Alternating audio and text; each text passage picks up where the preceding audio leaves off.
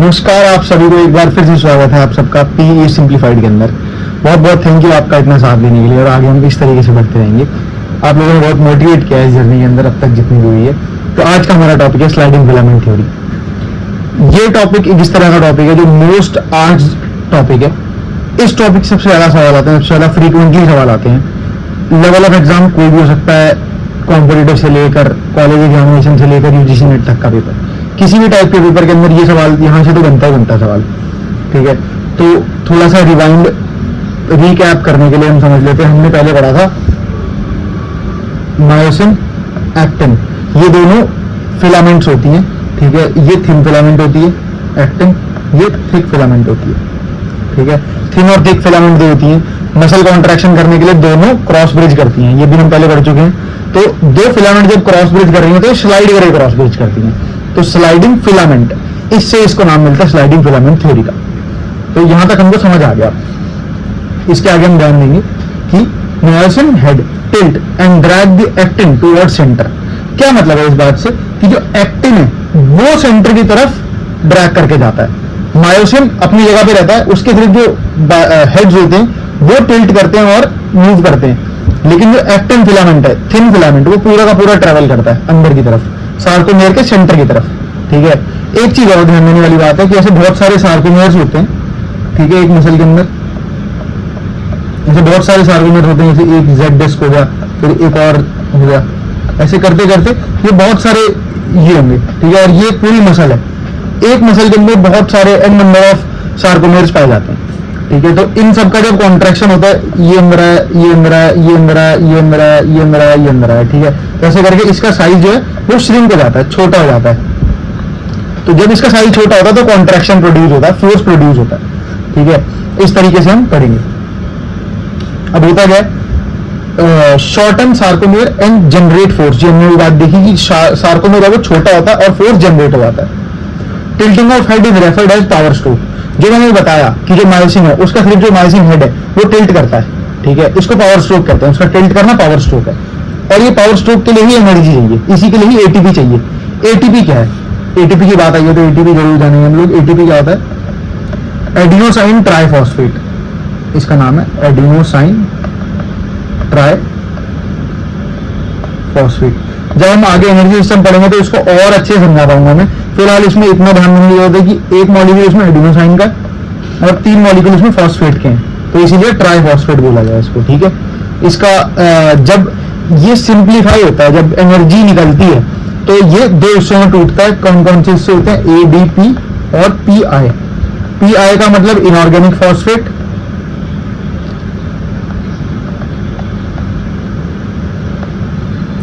और एडीपी का मतलब एडिनोसाइन डाइफॉस्फेट। सिर्फ पहले 3 फॉस्फेट के मॉलिक्यूल थे वहां पे, और यहाँ पे जब ये एनर्जी निकलेगी इसमें से तो 2 हो जाएंगे। ठीक है, और बीच में क्या निकल के आती है? एनर्जी। ये मस्त बादल बनाया मैंने वैसे। ठीक है, बादलों के बारे में बात अगर की जाए तो ये क्यूमुलस ऐसा बादल होता है, कभी और पढ़ाऊंगा ज्योग्राफी। ठीक है, तो immediately after the myosin head tilts it breaks away from the active site. ठीक है, जैसे ही वो टिल्ट करता है वो एक्टिव साइट किसकी है? हमने पहले बात करी थी कि एक्टिन जो होता है, एक्टिन पर्दे में रहने दो, वो याद है सबको। ठीक है, तो जो एक्टिन होता है उसके ऊपर एक्टिव साइट होती है मायोसिन बाइंड करने के लिए, लेकिन वो एक पर्दे से ढका होता है जिसका नाम होता है ट्रोपोमायोसिन। उसको हटाने के लिए क्या चाहिए होता है? ट्रोपोनिन। ट्रोपोनिन के ऊपर क्या लगता है जब वो हटता है? तो उसके ऊपर लगता है कैल्शियम। कैल्शियम कैसे लगता है? कैल्शियम आता है सार्कोप्लाज्मिक रेटिकुलम से, और जो सार्कोप्लाज्मिक रेटिकुलम है वो कब कैल्शियम छोड़ता है? जब उसको transverse tubules electrical charges impulse करते हैं। और उस ट्रांसवर्स ट्यूब्यूल्स को इलेक्ट्रिकल चार्जेस कब होते हैं? जब एसिटाइल कोलाइन न्यूरोट्रांसमीटर से मोटर यूनिट के थ्रू ट्रेवल करके आता है, साइनैप्स के थ्रू। What my point? तो एक छोटा सा डिवाइन था। ठीक है, एक रीकैप था। उसके आगे हम बात करते हैं ये कब तक चलता रहता है ये स्लाइडिंग? ये तब तक चलती है जब तक मायोसिन जो है वो जेड डिस्क के पास ना चली जाए, या फिर जो कैल्शियम आयंस है वो वापस पंप बैक ना कर जाए सार्कोप्लाज्मिक रेटिकुलम के अंदर। ठीक है, ये 2 ही केसेस के अंदर ये रुकती है।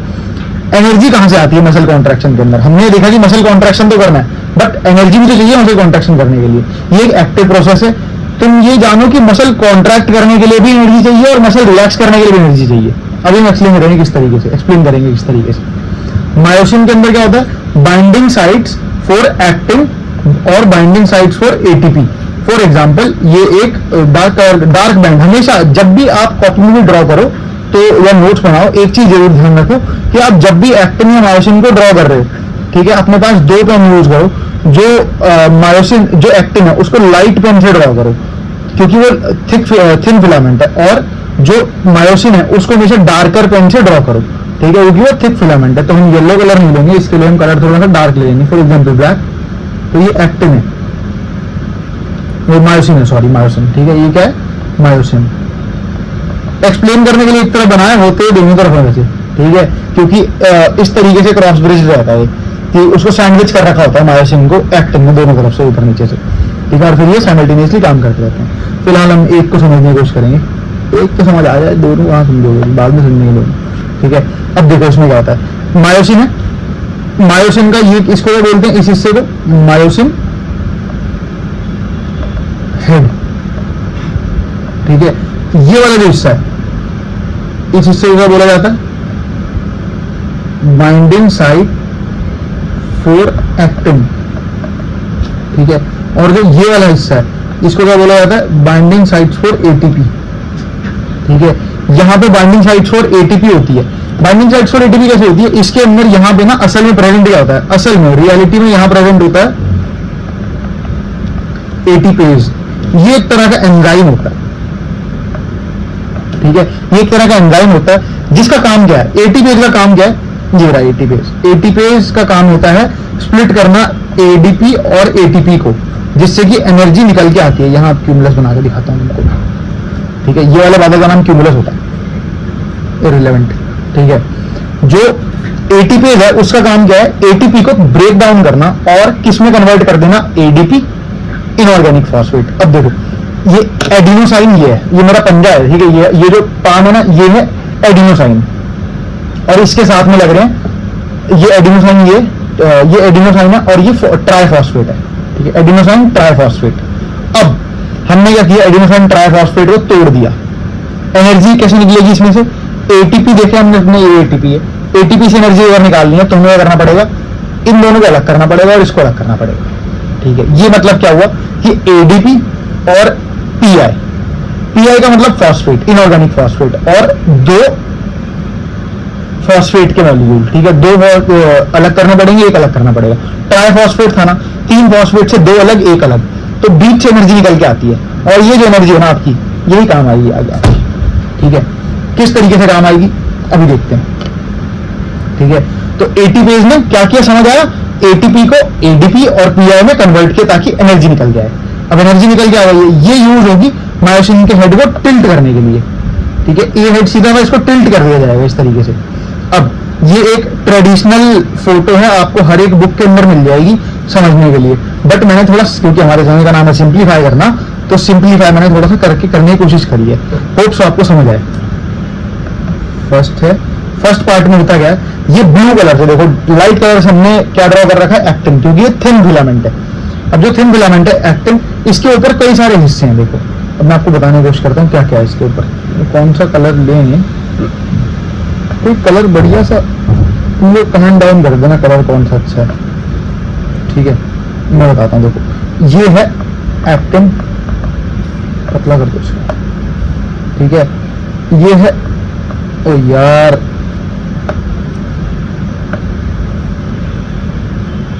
ठीक है, ये है मायोसिन बाइंडिंग साइट्स, एक्टिन के ऊपर जो लगे हुए हैं ना, ये मायोसिन बाइंडिंग साइट,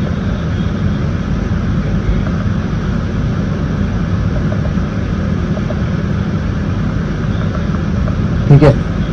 ये येलो वाला क्या है, येलो वाला जो है, येलो लाइन, ठीक है, इसका नाम है ट्रोपो मायोसिन, ठीक है। अब ये ग्रीन वाला क्या है, ये ग्रीन वाला है ट्रोपोनिन, साथ साथ में रिकैप होता जाएगा, ट्रोपोनिन, ठीक है। और यहाँ पे कुछ किस तरीके से होते हैं, सार्कोप्लाज्मिक रेटिकुलम इस तरीके से काम कर रहे होते हैं, और जो ट्रांसवर्स ट्यूब्यूल्स है इस तरीके से काम कर रहा होता है। ये है ट्रांसवर्स ट्यूब्यूल्स, ये है सार्कोप्लाज्मिक रेटिकुलम, और ये मान लेते हैं एक नर्व सेल है,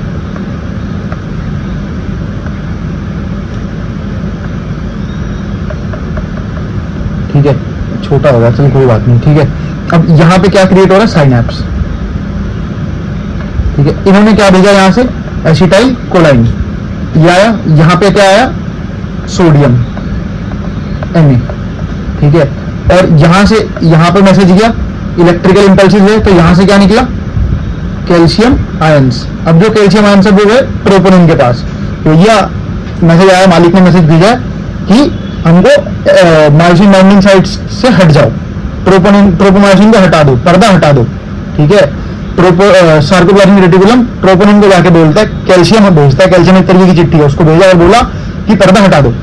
अब ट्रोपोनिन क्या करता है, मायोसिन को खींचता है अपनी तरफ, ये ग्रीन वाले येलो वाले को अपनी तरफ खींच लेंगे, एक तरफ खींच देंगे। किस तरफ खींच देंगे, कि वो मायोसिन बाइंडिंग साइट्स को फ्री कर दें, ठीक है, ताकि जो मायोसिन हेड है वो उस पर टच हो पाए और एक्टिन जो है फिर वो फ्रीली मूव कर सकता है। ये इस तरीके से शुरू होता है। अब जो मायोसिन है, ये मायोसिन है, ठीक है, ये मायोसिन फ्री पड़ा हुआ है, ठीक है। मायोसिन के ऊपर क्या है, यहां से शुरू करते हैं, ये वाला पहले दिखाता हूं, ठीक है। एटीपी है, ये दूर है, देखो इसके बीच में गैप है, ठीक है, यहाँ पे एटीपी है, एटीपी है। लेकिन मायोसिन के यहाँ पे हमने देखा था, यहाँ पे क्या था, मायोसिन एटीपेज, ठीक है, मायोसिन एटीपेज है यहाँ पे। तो मायोसिन एटीपेज ने क्या किया, एटीपी को तोड़ दिया, एटीपी को तोड़ दिया दो हिस्सों में, एडीपी और पीआई। तो इससे क्या रिलीज हुआ, एनर्जी, ठीक है, एनर्जी बनी। अब एनर्जी ने क्या किया, इसको ऊपर की तरफ खींच दिया, ऊपर की तरफ खींच दिया, ये इससे टच हो गया, ठीक है, बिल्कुल टच हो गया इसके साथ, कोई गैप नहीं है बीच में, टच हो गया। तो पीआई जो है वो नीचे आ गया, एडीपी पीआई में से पीआई अब ये नीचे आ जाएगा, तो पीआई नीचे आ गया। अब पीआई चले गया, पीआई का काम खत्म हो गया। अब ये टिल्टेड है अभी भी, लेकिन ठीक है, टिल्टेड है। अब ये स्ट्रेट होगा। ये स्ट्रेट कैसे होता है कि ये जो एडीपी है ना, ये भी नीचे आ जाएगा, तो एडीपी नीचे आ गया। अब ये फ्री हो गया, काम खत्म इसका, एडीपी नीचे आ गया, ये सीधा हो गया। अब मायोसिन हेड सीधा हो गया, मायोसिन हेड सीधा हो रहा है अगर, तो क्या होता है कि उसके बाद अब उसको दोबारा से वापस नीचे आना पड़ेगा, ताकि वो और अगले वाले एडीपी एक्टिन्स को यूज कर पाए आगे बढ़ाने के लिए, ठीक है। इस तरीके से काम होता रहता है। अब एक बार यार इसको थोड़ा ट्रेडिशनल वे में भी समझो थोड़ा सा, ठीक है। इसमें 1 2 3 लिखा हुआ है, इसलिए देखो, जब ये नीचे था तो यहाँ पे एटीपी आया, मायोसिन बाइंडिंग साइट्स पे एटीपेज यहाँ पे प्रेजेंट था, ठीक है। एटीपेज ये 1 के ऊपर है, एक्टिन के ऊपर ध्यान देना, 1 के ऊपर है। फिर क्या हुआ, ये यहाँ से एटीपेज ने अपना काम कर दिया, एनर्जी निकली है, क्यों, क्योंकि यहाँ पे एडीपी प्लस पीआई बन गया है, तो एनर्जी निकल आई, ठीक है, ये एनर्जी है, देखा हुआ नहीं। तो इससे ऊपर की तरफ खींच गया मायोसिन, मायोसिन ऊपर की तरफ खींचा, उसके बाद मायोसिन दोबारा नीचे आएगा। अब ये मायोसिन 1 से, देखो यहाँ पे 1 था, अब यहाँ से सीधे नीचे अगर जाए हम नीचे, तो ये देखना ये 2 पे आ चुका है मायोसिन हेड, ठीक है। इसका मतलब है कि ये ये सारे के सारे क्या है, पीआईज है, एक्टिन है, ये actin binding site, myosin binding sites है एक्टिन के ऊपर, और ये मेरा पीआई है, पीआई इस पे लगता है फर्स्ट वाले पे, और इसको ऐसे करके टिल्ट होता है और ऐसे आगे बढ़ाता है, फिर ये ऐसे आगे बढ़ाता है, फिर ये ऐसे आगे बढ़ाता है, फिर ये ऐसे आगे बढ़ाता है, ठीक है। ये यहां से यहां आ गया, तो ये स्लाइड कर गया एक्टिन, थिन फिलामेंट स्लाइड कर गया अंदर की तरफ, और यहाँ पे क्या है हमारा, यहाँ पे है सेंटर ऑफ सार्कोमेर, तो इस तरीके से पास चले गया, ठीक है। ऐसे सार्कोमेर इतना था, ये छोटा हो गया, ऐसे कई सारे सार्कोमेर्स थे, वो सब श्रिंक हो गए, कॉन्ट्रैक्ट हो गए, तो कॉन्ट्रैक्ट करने से क्या फोर्स जनरेट हुआ, ठीक है। तो इस तरीके से कॉन्ट्रैक्शन में फोर्स जनरेट होता है, जिसके लिए हमको एनर्जी चाहिए होती है, और एनर्जी हमको मिलती है एटीपी से। कैसे, एटीपी जो है वो एडीपी और पीआई को अलग करता है, ठीक है। एक और अब हमने बात करी थी रिलैक्सेशन के, कॉन्ट्रैक्शन के लिए एनर्जी समझ आई, रिलैक्सेशन के लिए भी एनर्जी चाहिए होती है। कैसे, ये ऐसे चाहिए होती है हमको, क्योंकि यहाँ पे जो अपना कैल्शियम आयंस है, वो हमने बात करी थी कि नीचे आए थे ट्रोपोनिन की मदद से, ट्रोपोमायोसिन से होते हुए, और हमको उन्होंने हटाया था, ट्रोपोनिन से ट्रोपोमायोसिन को हटाया था। अब जब मसल रिलैक्स कर रही है कॉन्ट्रैक्शन होने के बाद, तो मैंने देखा था कि 2 कंडीशन है यहाँ पे, या तो वो बिल्कुल पास आ जाए, जेड डिस्क के पास आ जाए, जेड डिस्क एकदम पास आ जाए, या फिर कैल्शियम आयंस वापस चले जाए, तो रिलैक्स होता है। अब कैल्शियम आयंस को अगर वापस भेजना है, तो ट्रोपोनिन को वापस सार्कोमेर के अंदर पंप करना पड़ता है, इसको रिवर्स पंपिंग करनी पड़ती है कैल्शियम आयंस की, तो इसके अंदर एनर्जी यूज होती है। तो ये एनर्जी भी ये वाला प्रोसेस भी एक्टिव प्रोसेस है, दोनों प्रोसेस एक्टिव है। एक्टिव प्रोसेस कौन कौन से? Contraction as well as relaxation. ठीक है, तो थैंक यू सो मच। आज की क्लास इतनी थी, होपफुली आपको समझ आया होगा।